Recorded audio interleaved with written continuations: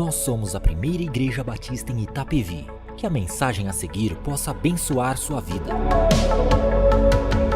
Bom dia a todos. Eu gostaria, nessa manhã, de meditar na palavra de Deus com vocês no tema 5 considerações para trabalharmos com Deus. Eu gostaria de começar essa mensagem lembrando-os da diferença entre trabalharmos com Deus e trabalharmos para Deus. Aprendemos em nossa série, durante este mês, que trabalhar para Deus não implica necessariamente em termos comunhão com Ele. Podemos servir aos propósitos de Deus sem ao menos conhecê-lo ou mesmo crer na sua existência. Muitos homens na história serviram aos propósitos de Deus e nunca tiveram comunhão com Ele. Contudo, trabalhar com Deus significa viver e se mover na história em comunhão com Ele, consciente da sua vontade e de nosso papel dentro de nossa própria história. Hoje eu quero falar sobre 5 considerações para trabalharmos com Deus. A primeira consideração é nascermos de novo. Antes de você começar a fazer a obra de Deus, você precisa estar convicto de que você nasceu de novo. O que significa nascer de novo? Certa vez um fariseu, um estudioso da palavra de Deus, um religioso nos tempos de Jesus, chamado Nicodemos, foi até Jesus durante a noite para conversar com Jesus. Então Jesus lhe disse a seguinte palavra, João capítulo 3, versículo 3 e 4. Em resposta, Jesus declarou: digo-lhe a verdade, ninguém pode ver o reino de Deus se não nascer de novo. Perguntou Nicodemos: como alguém pode nascer sendo velho? É claro que não pode entrar pela segunda vez no ventre de sua mãe e renascer. De uma forma muito simples, nascer de novo é uma necessidade de todo ser humano, uma vez que em Adão, todo ser humano rompeu com Deus. Quando Adão, o primeiro homem, rompeu com Deus no Éden, toda a sua descendência veio a ser gerada debaixo deste rompimento. Isso significa que eu e você já nascemos rompidos com Deus. E ao romper com Deus, o homem se colocou sob o domínio da morte, pois Deus é vida e fora de Deus não existe vida. Este rompimento, a teologia chama de pecado original. Quando a Bíblia afirma que não há nenhum justo na terra e que todos pecaram, é dessa verdade que ela está tratando. Todos os descendentes de Adão nasceram separados, rompidos com Deus e, portanto, espiritualmente mortos. Diante desta realidade espiritual, que Jesus então diz para Nicodemos que ninguém pode ver o reino de Deus se não nascer de novo. Como se nasce de novo? Trilhando o caminho inverso que Adão tomou lá no Éden. Adão disse não para Deus. Não preciso viver debaixo de sua autoridade. Não preciso viver debaixo de sua suficiência. Não preciso viver debaixo de sua existência. Desta forma, Adão rompeu com Deus. Você nasce de novo quando volta para Deus e diz sim para Deus. Preciso viver debaixo de sua autoridade, sim.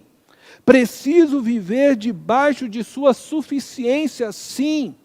Preciso viver debaixo de sua existência, sim, pois sem ti, Deus, eu não existo. Eu não tenho vida própria. Eu estou condenado à morte eterna.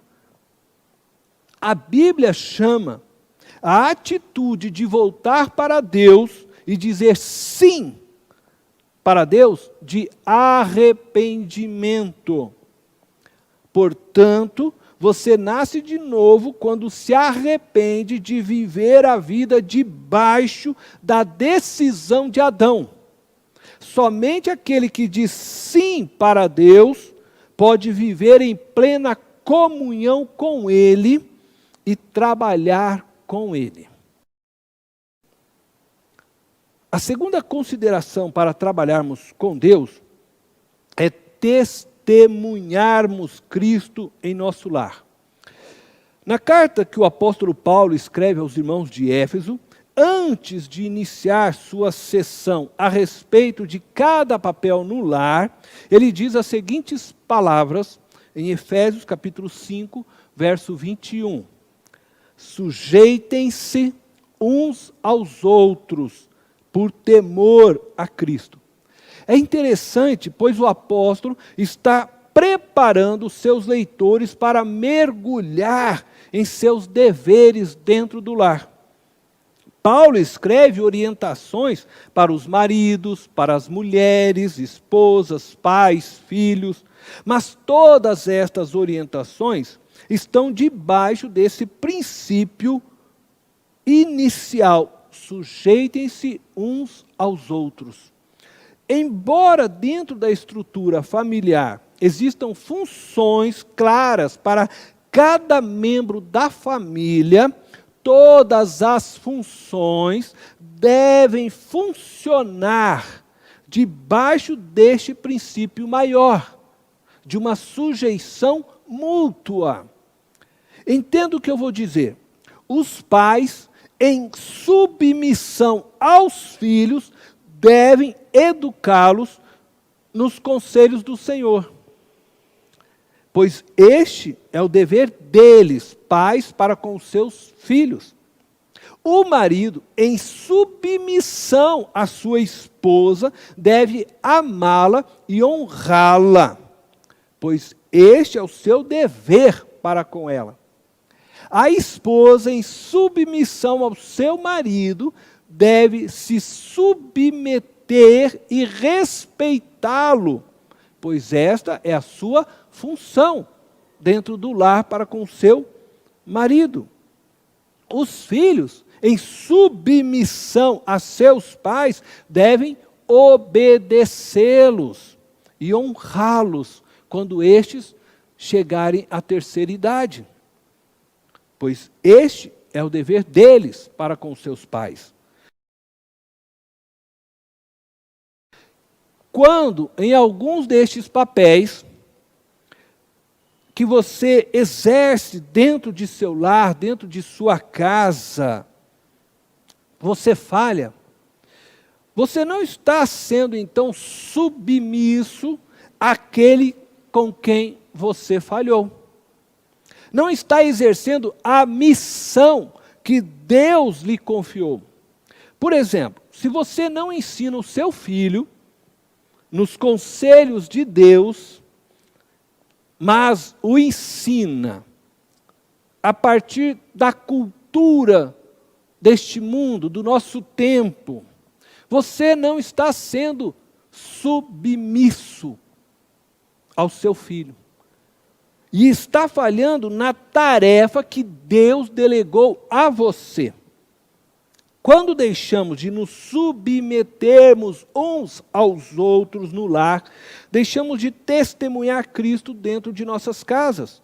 O nosso testemunho se perde. Ao nos enxergarmos submissos, percebemos que temos uma missão que nos foi dada e confiada por Deus dentro do nosso lar. Submissos uns aos outros em nosso lar, trabalhamos com Deus. A terceira consideração para trabalharmos com Deus é que também devemos testemunharmos Cristo em nossa igreja. Infelizmente, temos visto um número cada vez maior de cristãos evangélicos sem igrejas. E também um número cada vez maior de cristãos evangélicos não praticantes. Embora isso seja uma incoerência aos meus olhos, afinal, um cristão que não pratica sua fé, ele está mais para um ateu do que um cristão. Mas eu gostaria de ler com vocês o que diz 1 Coríntios, capítulo 12, verso 27 e 28. Ora, vocês são o corpo de Cristo, e cada um de vocês, individualmente, é membro desse corpo.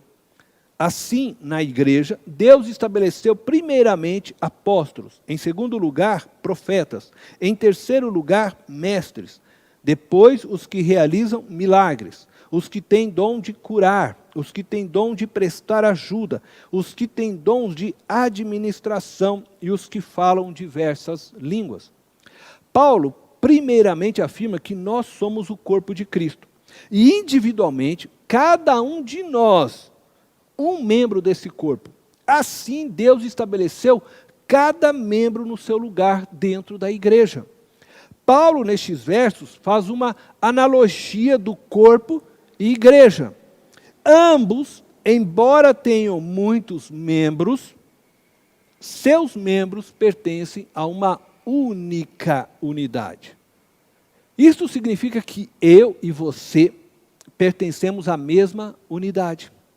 Que você e qualquer outra pessoa que professa sua fé em Jesus Cristo pertencem à mesma unidade, o corpo de Cristo, ou a igreja de Cristo. Portanto, precisamos trabalhar em cooperação uns com os outros, para que desta forma nós cresçamos juntos, como um corpo saudável. Algumas pessoas vivem se queixando de diversos problemas nas igrejas. Estão sempre reclamando do que foi feito, mas nunca se dispõem a fazer. Outras vivem julgando a vida e as atitudes dos demais membros da igreja, ou mesmo do pastor, fazendo comentários da vida dos outros e não contribuindo em nada com o seu dom para o crescimento do corpo de Cristo. Enquanto você continuar se queixando somente e falando mal das pessoas, você continuará sendo parte do problema das igrejas e não da solução. Se envolva com sua igreja. Se você é membro aqui da PIB de Itapevi, se engaje em nossos projetos, se engaje em um de nossos ministérios, se envolva em um dos nossos grupos pequenos. Deus realizará grandes coisas neste lugar, eu creio. Você tem a oportunidade de fazer parte do mover de Deus através de nossa igreja, da sua igreja. Portanto, não fique olhando, não fique se queixando, não fique falando da vida de seus irmãos. Venha colaborar com o seu dom. Venha somar conosco. Juntos somos mais qualificados. Juntos somos mais capazes. Juntos somos mais fortes. Deus fará grandes coisas nessa cidade, se trabalharmos juntos, se nos entendermos e compreendermos como testemunhas de Cristo e que vivemos numa unidade perfeita em Cristo Jesus. Desta forma, nós vamos trabalhar com Deus. A quarta consideração que eu quero apresentar para trabalharmos com Deus é testemunharmos Cristo em nossas atividades gerais. Quando falo de testemunharmos Jesus Cristo em nossas atividades gerais, eu estou pensando em nossas atividades como trabalho, faculdade, escola, lazer com os amigos. e tantas outras atividades que nós fazemos. Eu quero deixar para vocês, como meditação, o texto que se encontra em Efésios, do capítulo 6, do verso 5 ao verso 9. Neste texto, Paulo trata de como o trabalhador deve se portar diante do seu trabalho, diante do seu patrão, e também como o patrão deve se portar com o seu empregado, no trato com seus funcionários. E eu gostaria que você depois lesse esse texto e meditasse nesse texto. Eu não vou fazê-lo, mas vou deixar para que você o faça. Nós precisamos viver toda a nossa vida pautada nos valores e princípios de Deus, para que Cristo seja visto em nós. Eu quero então apresentar a quinta consideração para trabalharmos com Deus. E da mesma forma, eu vou ser bem breve nesta quinta consideração também. Mas é importante que você a tenha. Para trabalharmos com Deus, é necessário santificarmos o Senhor em nossos corações e buscá-lo conhecer profundamente. Eu quero apresentar para vocês o texto de 1 Pedro, capítulo 3, versículo 15. Diz: antes, santifiquem Cristo como Senhor no coração. Estejam sempre preparados para responder a qualquer que lhe pedir a razão da esperança que há em vocês. Santificar o Senhor em nossos corações é considerá-lo santo, perfeito, digno de toda a nossa devoção e agirmos de acordo com este sentimento. Este sentimento deve dominar os nossos corações. A nossa relação com Deus, ela começa no novo nascimento, mas precisa se aprofundar dia após dia. Este aprofundar só é possível quando buscamos conhecê-lo mais por meio da sua palavra, a Bíblia, e através da oração. Dessa forma, nós estaremos prontos para respondermos a todos que nos questionarem a respeito da nossa fé, da nossa conduta moral, das nossas escolhas pelo bem, mesmo quando ninguém tenha mais esperança no bem. E eu quero concluir esta mensagem com vocês, dizendo que se nos atentarmos a estas 5 considerações, certamente trabalharemos com Deus e participaremos da implantação do seu reino na vida de milhares de pessoas, aqui em Itapevi e no mundo. Se atentarmos a estas 5 considerações, certamente Deus fará grandes coisas em nosso meio, em nossa casa, em nossa igreja. Grandes coisas Deus fará. Creia e se disponha a trabalhar com Ele. Deus te abençoe. Eu quero orar com você que está ouvindo essa mensagem agora na sua casa. Quero convidá-lo a fechar os teus olhos também, para se desligar de todas as coisas e orar junto comigo. Deus eterno e poderoso, eu quero nesse instante apresentar diante do Senhor a tua igreja e todos aqueles que estão conosco assistindo essa mensagem através da internet. E eu peço a Ti, Senhor, que o Senhor possa visitá-los nessa manhã, que o Senhor possa derramar sobre eles a Tua unção, da Tua graça, do Teu poder, que o Senhor possa renovar, Senhor, cada vida que está agora juntos, que está em oração conosco neste momento. Que o Senhor possa, Senhor, protegê-los. Vivemos um tempo difícil, nós sabemos que o país todo está sofrendo por causa do coronavírus, mas nós oramos para que o Senhor possa visitar cada família deste país, Senhor. Que o Senhor possa olhar cada mãe, cada pai, cada filho, cada criança, cada idoso, e que o Senhor possa ajudar a cada um, Senhor, independente da religião, independente, Senhor, da sua classe social, da cor da sua pele. Que o Senhor possa ir ao alcance de todas as famílias, entrar em cada casa neste país, Senhor, e prover tudo quanto eles precisam, Senhor, para poderem vencer este mal que está alcançando as famílias, Senhor, de nosso país. Que o Senhor possa pôr fim a esta enfermidade. Que o Senhor possa sustentar aqueles que, quem sabe, já estão nesse momento infectados, mas que o Senhor possa fazê-los vencer este vírus. Esta é a nossa oração, Deus. Que a Tua paz seja sobre todo o nosso país. Em nome de Jesus. Amém.